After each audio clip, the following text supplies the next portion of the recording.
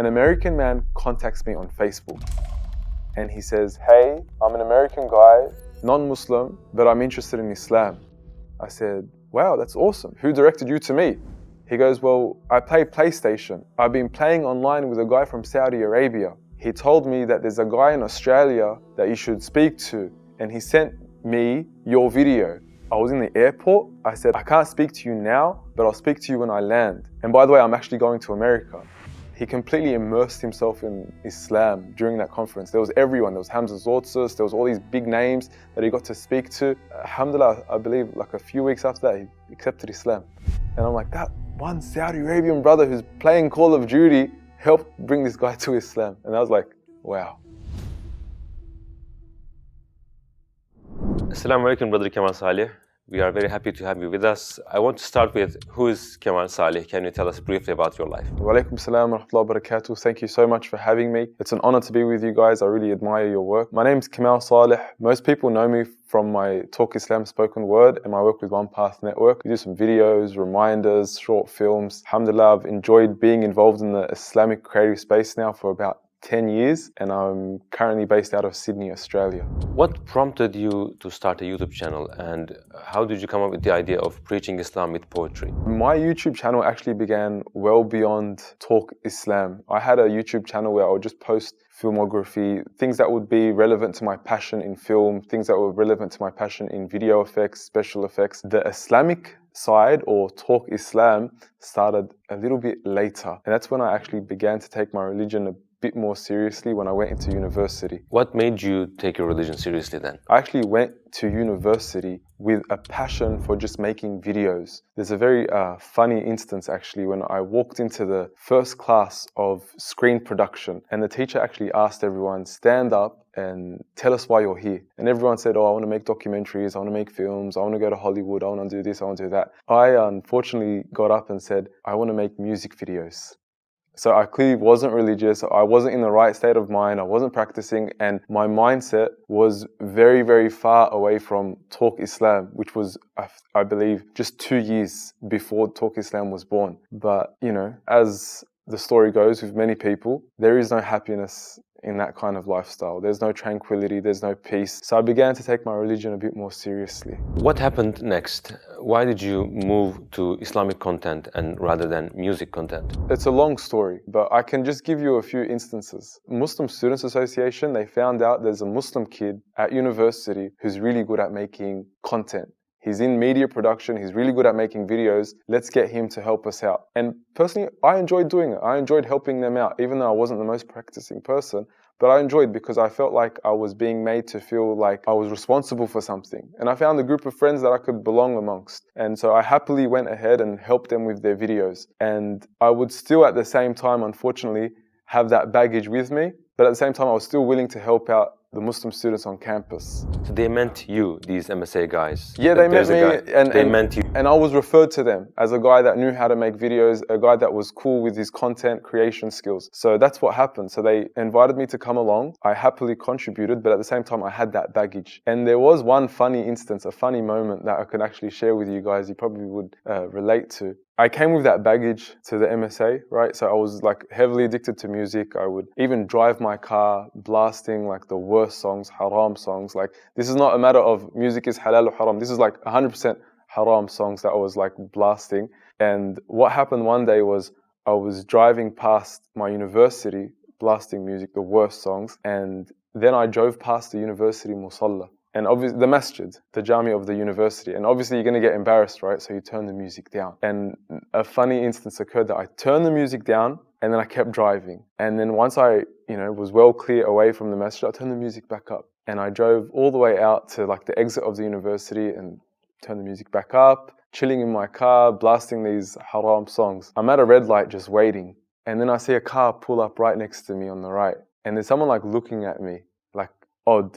And then don't want to pay too much attention, but in the end I go, you know what, I might as well just see who is it? Because they're clearly looking at me. I look and it's the president of the Muslim Students Association. So that was a very embarrassing experience for me. But at the same time, I believe it's not a coincidence. There's like thousands of students on campus, but Allah chose him to be right next to me. And it was kind of like an embarrassing reminder from Allah subhanahu wa ta'ala, pick your socks up, get your act together. That was a moment when I really had that realization that, look, Kamal, man, you really need to change. You really need to just get your act together, choose what kind of lifestyle you want to follow. And obviously, I had a friend that would constantly push me towards deen, take me to the masjid, take me to, even just restaurants, hanging out, looking after me, but at the same time giving me those gentle reminders to pull myself up. And I think that was in 2011 when I had the biggest change in my life. When you decided to change your lifestyle, what did you do to make this happen? In 2011, when I decided to take the journey to Hajj. So I was 20 years old. And bear in mind, I decided to make that journey at a time when I wasn't even that practicing. Yeah, I was passionate about my deen,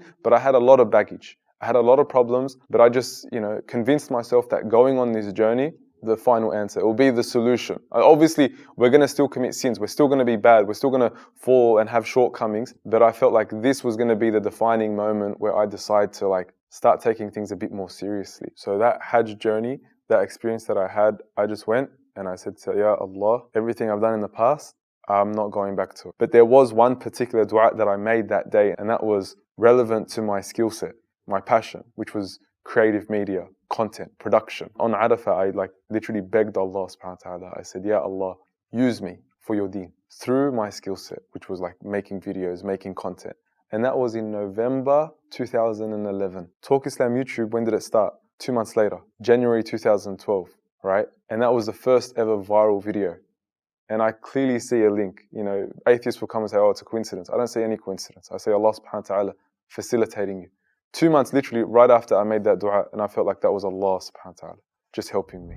How did you feel when this went viral? I felt like that was the answer to my dua, literally. And it just made so much sense. I'm 2 months ago, I was in Arafat asking for this. And then 2 months later, I'm sitting here and I've literally got it. And not only have I got it, I got even more. Because I told you before that my dream was what? To make music videos. And there was actually a website that my dream was to get onto this website because it had the world's best hip-hop music videos. My dream was to one day get on that website. My friend called me the next day. He says, Kamal, go on that website that you always brag on about. I went on it and he goes, your video is on the front page of that.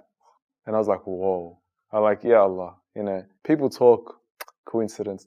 For me, I don't believe in coincidences. I believe if, Allah knows if I'm sincere or not sincere, but if you call upon Allah, yes, Tajib, He answers. How did your family and friends react to your dawah at first? I guess they were a bit hesitant at the beginning, a young boy putting his face out there, Muslim content at a time of heightened Islamophobia. Is he going to get a job? This is not the best idea to put yourself out there.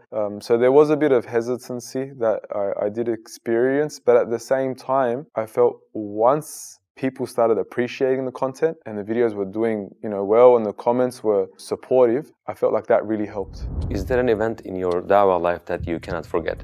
As I mentioned before, some of the greatest rewards of content, or the best hasanat, are not necessarily the content creators, but those that share the videos. Average people, literally people that don't necessarily have the best skills when it comes to production, but they know how to press share. They know how to recommend a video to their friend. They have someone who's a non-Muslim in their life and they share the video. I personally believe that these people get the greatest rewards because the sincerity they have is a lot easier to maintain than the sincerity that someone has while he's speaking in front of a camera. That's the first thing. The story that actually happened was, I think about 6 years ago, an American man contacts me on Facebook and he says, hey, I'm an American guy, non-Muslim, but I'm interested in Islam. I said, wow, that's awesome. Who directed you to me? He goes, well, I play PlayStation. I've been playing online with a guy from Saudi Arabia. He told me that there's a guy in Australia that you should speak to. And he sent me your video. I'm like, oh, wow, cool. How can I help you? He's like, oh, I want you to teach me about Islam. I was in the airport. I said, I can't speak to you now, but I'll speak to you when I land. And by the way, I'm actually going to America. He goes, oh, cool, you're going to America. Where are you going? I said, oh, I'm going to Chicago. I said, where are you from? He goes, oh, I'm from Chicago. And then he's like,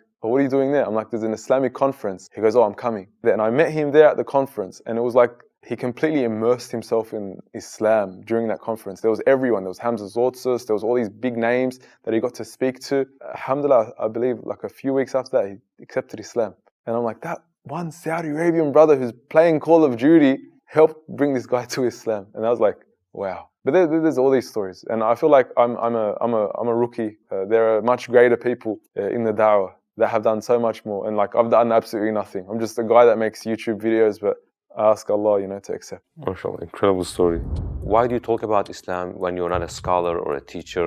Look, I totally agree with that sentiment. I don't believe everyone should be, speaking about Islam and speaking about every issue under the sun. I agree with that sentiment, but at the same time, I would also argue that if we were going to leave da'wah to the scholars, that would lead to an extreme void in the da'wah. Why? Because a scholar can't go to every single person, but rather Allah subhanahu wa ta'ala has made each and every single one of us ambassadors of Islam. We all have a role to play, even if it's insignificant, even if it's small. It's just up to us to use that role to the best of our abilities. In my situation, it was video production, content production. So I felt like, why not? If you had a daughter, how would you explain hijab to her? Look, I'll be honest with you. Wearing the hijab is very hard. I don't have a daughter, so I can't speak. But one thing I can tell you is that it's difficult and it's hard. Like, the pressure is hard. And the Prophet ﷺ, he foretold that a time will come when holding on to your deen is like trying to hold on to a burning coal. So I would first acknowledge that it's difficult and that it's hard. But after that, I would remind her that it's harder not to wear the hijab. It's harder to be far away from Allah. It's harder to be distant from Allah subhanahu wa ta'ala. Allah knows your circumstance. Allah knows you're going through a hard time. Allah knows that it's difficult. But at the same time, Allah wants yusr for you. يُرِيدُ اللَّهُ بِكُمُ الْيُسْرِ. Allah wants ease for you. He didn't mandate anything for you except that He knows it's best for you. I would stress that. This is what Allah wants from you. And don't you want Allah to love you? Also, I would start from a young age. I feel like a lot of people make the mistake of delaying it, like not necessarily, or bringing it up when she's like well into her teens. Like, I feel like that's a bit too late. You need to encourage from a young age, because the formative years of our lives are in our childhood. Give her great role models as well. Lastly, I would let her know that she looks beautiful in the hijab. How do you keep your enthusiasm active in this field? And do you ever sometimes say, let someone else do this job? I'll be honest with you, all the time. All the time I ask myself, maybe, someone else should do it. But I don't say it through like a pessimistic lens, but rather a hopeful, positive, optimistic lens that we need the next batch of people. We can't have the same people, the same faces around for the whole time. So we need to get the next batch of people up. We need to train them. We need to prepare them. We need to equip them with the right knowledge, the right skill sets to continue. As we said, the caravan needs to keep moving with or without us. So it's important that we do get the next batch of people. But how do we keep them enthusiastic? This is a very dangerous field. Why? Because so many times we see highly passionate people and they're doing da'wah, they're doing the best of actions, they're literally making the best videos.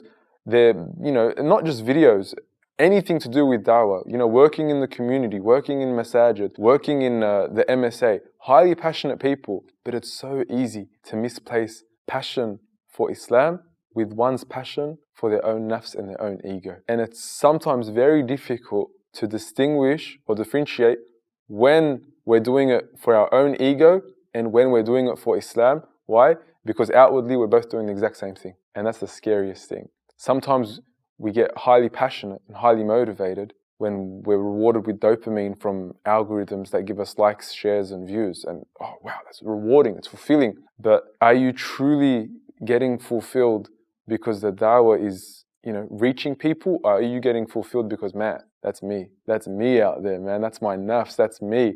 So that's very dangerous to always be passionate. I love passion. I've always said, if I can find a passionate person, please. But at the same time, we need to make sure that that passion is channeled. So it's passion for the da'wah and not passion for oneself, because it's so easy to get that misplaced. And the best of us struggle.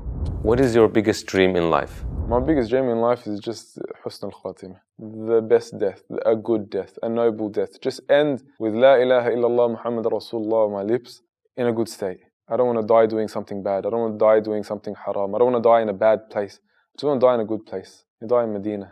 Die praying. Die doing something good. That's my biggest dream in life.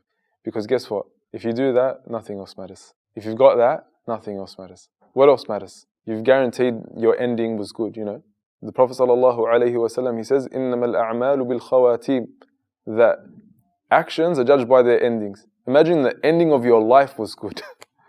What does that say about your whole life? So, husn al-khatimah is my biggest dream. A good death. Not so people can remember me, but rather so Allah subhanahu wa ta'ala can be pleased with me and that I meet in a good state. مَن مَاتَ عَلَى شَيْءٍ بُعِثَ عَلَيْهِ. Whoever dies on a thing, he'll be resurrected upon that. So I just want to be like resurrected in a good state, to have that easy, Day of Judgment experience. If you had a chance to talk to all the non-Muslims in the world, what would that be? That's a difficult question because وَلَوْ شَاءَ اللَّهُ لَجَعَلَكُمْ أُمَّةً وَاحِدَةً. If Allah wanted, He could have made us all one people. If Allah wanted, He could have guided all people. If Allah willed, He could have made everyone Muslim. So I don't want to answer a question as though like, I have the secret, because Allah subhanahu wa ta'ala, He is the controller of the hearts. But what would I say to all non-Muslims? If they could hear one message, it would be, the most important question in your life is, why are you here? You can convince yourself that you're here because of some reason that you've invented for yourself, but surely there's something greater. Surely there's a meta-narrative, an overarching narrative. Surely there's a greater purpose to life than one that you've just made up for yourself.